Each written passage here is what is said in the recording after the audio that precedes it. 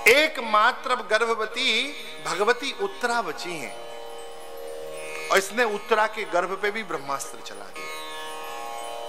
उस ब्रह्मास्त्र के संधान से उत्तरा के गर्भस्थ जो अभिमन्यु की पत्नी उत्तरा हैं, उनके गर्भ का बालक व्याकुल हो गया। भगवती उत्तरा व्याकुल हो गई, लेकिन धन्य है उत्तरा की शरणागति। अच्छा एक बात बताओ, स्त्रियों में यदि परेशानी आएगी तो माताएं सबसे पहले कहां जाएंगी? माताएं अपना दुख दर्द सबसे पहले घर में जो बड़ी माताएं उनसे कहेंगे ना। लेकिन देखो कैसी शरणागति है उत्तरा की। बड़ी माता उपस्थित हैं, दादी सास उपस्थित हैं, सास उपस्थित हैं, सुभद्रा हैं, द्रौपदी हैं, कुंती हैं। घर में तीन तीन बड़ी माताएं तो सीधे सीधे हैं। लेकिन आज कष्ट आया तो उत्तरा कहीं नहीं गई, किसी स्त्री के पास नहीं गई, सीधा स्मरण किया।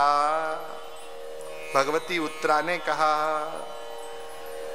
पाहि पाहि महायोगिन देव देव जगतपते नान्यम त्वद्भयं पश्य यत्र मृत्यु परस्परम। अन्य मुझे कोई दिखता नहीं है जो मेरे इस कष्ट से मुझे उबार लेगा। प्रभु मैं आपकी शरण हूं। पाहि माम कहती हुई दौड़ी। श्री कृष्ण ने 2 क्षण के लिए तो कहा कि देवी आप तो अभिमन्यु के जाने के बाद जीने की लालसा ही नहीं थी आपकी, तो आज मृत्यु को देख के घबरा गई। क्या उद्देश्य रहा जीवन का? पति तो जा चुका है। उत्तरा ने रोते हुए कहा, श्री कृष्ण मैं अपने शरीर के रक्षण के लिए नहीं आई हूं। मैं तो उसी दिन समाप्त हो गई जिस दिन अभिमन्यु समाप्त हुए हैं। लेकिन आपके ब्राह्मणों ने, संतों ने मेरे गर्भस्थ शिशु के लिए कहा है कि जो मेरे गर्भ का शिशु है ये धर्मज्ञ होगा, पांडवों की कीर्ति का वर्धन करेगा।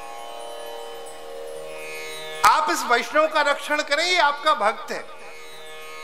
और श्री कृष्ण मैं आपके सन्मुख इसलिए आई हूं क्योंकि यदि मेरे गर्भ को कुछ हो गया तो प्रभु कलंक मुझे नहीं लगेगा, आपको लग जाएगा।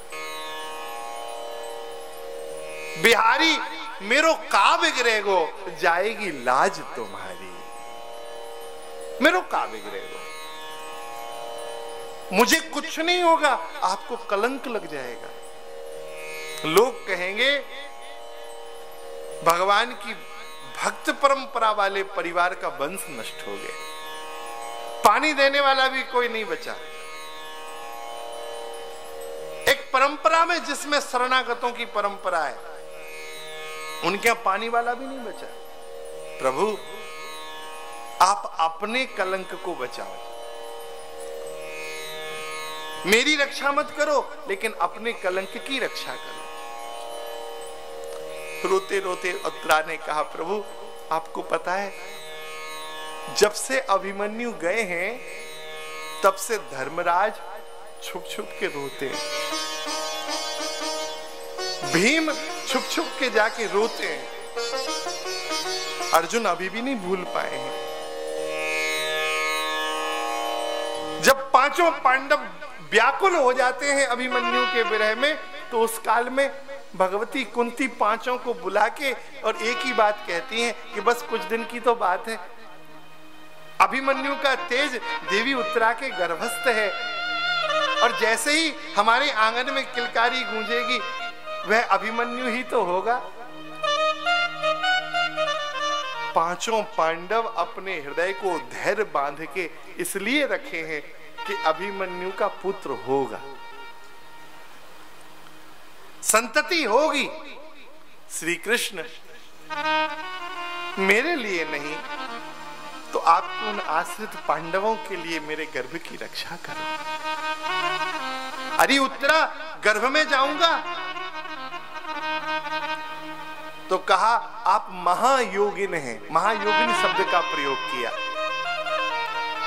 योगी की गति सर्वत्र है, सर्वकाल सर्वत्र योगी की गति होती है। आप गर्भ में जाके रक्षा कर सकते हैं।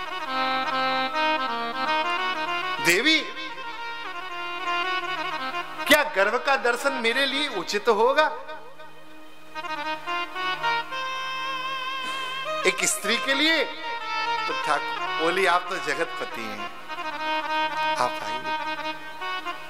और भगवान ने अंगुष्ठ के बराबर अपने शरीर का तेज गर्भ में पहुंचाया। श्री ठाकुर जी ने अपनी गदा से ब्रह्मास्त्र को समाप्त किया। काहे से? गदा से। लेकिन परीक्षित ने अपने उद्बोधन में कहा है कि भगवान, मैंने गर्भ में भगवान को सुदर्शन चक्रधारी देखा। इतनी तेजी से भगवान ने गदा घुमाई थी गर्भ में कि परीक्षित को लगा कि भगवान चक्र चला रहे हैं। इतनी आतुरता से भगवान ने ब्रह्मास्त्र से परीक्षित की रक्षा की।